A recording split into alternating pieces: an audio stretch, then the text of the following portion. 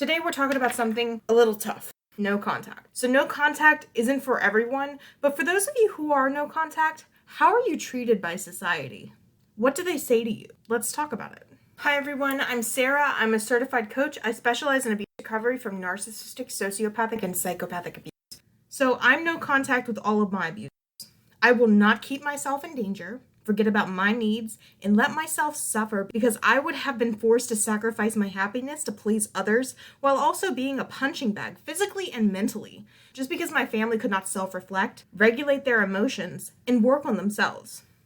When I'm asked, how are your parents, from people I really don't know well, I used to resort to, they're fine. So they would just stop talking about them.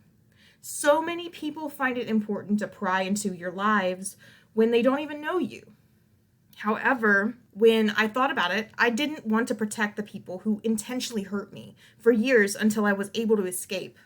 So I began to tell people I was estranged from my family to hopefully send them into silence and have them talk about something else, change the subject, just anything, just stop talking about it.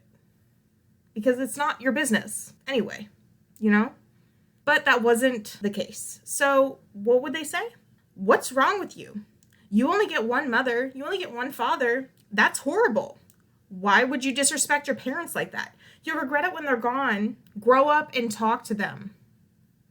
It's disgusting that we are seen as the bad child, again, by society for choosing our sanity instead of being someone's personal punching bag, physically and mentally. Why is it not considered as taboo for parents and family members to abuse their children? It's considered worse to cut ties with people who abuse you? Most people would not feel that way if the person you're going no contact with is someone not related to you. So let's normalize cutting out people who harm us, blood or not. You are no one's punching bag. I want you to remember that. You deserve to have happiness. You deserve to have freedom. If you're not getting that, then we have to rethink your situation, rethink everything that you've known, because it's not okay to be in a situation where you're constantly being hurt, where you're constantly in tears, where everyone is treating you so horribly that you can't function day-to-day life. You're literally living day-to-day in fear, struggling to survive in this toxic mess. It's not okay. It will never be okay. And for those who decide to say, well, you'll regret it when they're gone, or how could you do that to your parents? Let's rephrase it. How could they do that to you? How could they do that? They're going to regret it when you're gone, when you walk out that door and you don't come back. This is how we take our power. We are not giving them anything ever again. It is not healthy or good to just lay down and take it. And we did that for years, and we will no longer do that. You are more powerful than what you know. I want you to really remember that. You have so much that they try to take, but they can never do it. Because you're still here. You're listening to this right now. You're still here. They didn't take away your life.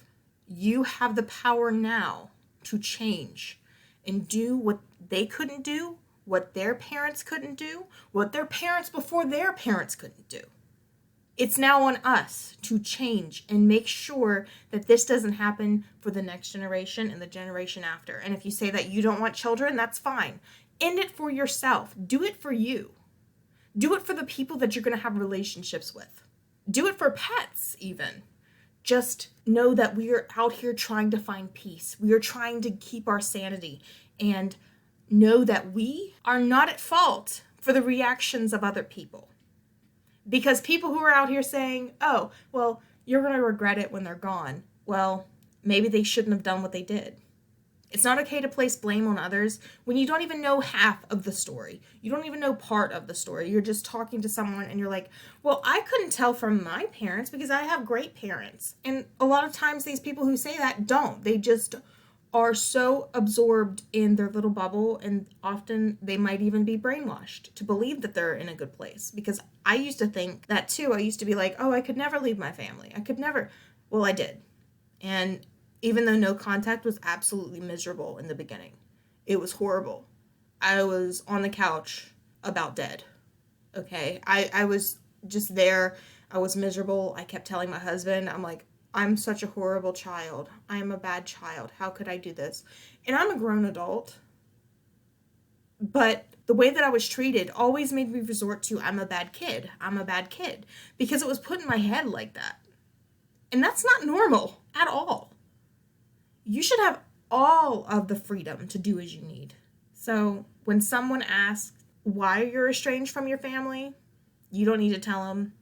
You don't need to tell these people anything. They don't need to know about you. You can say they're fine, or you can say they're estranged. You have that choice, and if someone says you're going to regret it, how could you do something like that? You need to grow up. Revert to, maybe they shouldn't have treated me that way.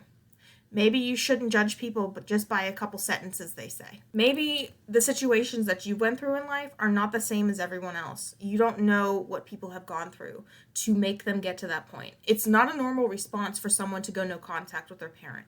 It happens because the parent has done something over and over and over and over and over to make that child be estranged from that parent.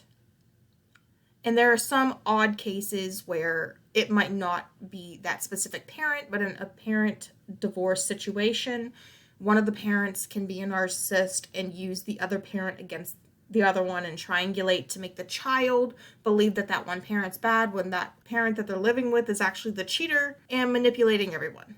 So it's a dynamic that is sometimes complex, but for the majority, for most of us, we go no contact because we have been through pain, we have suffered, and it's not okay. And it's time for you to start thriving instead of just surviving day to day, relying on the lizard brain to help you go through the motions of life. You don't need to go through the motions of life.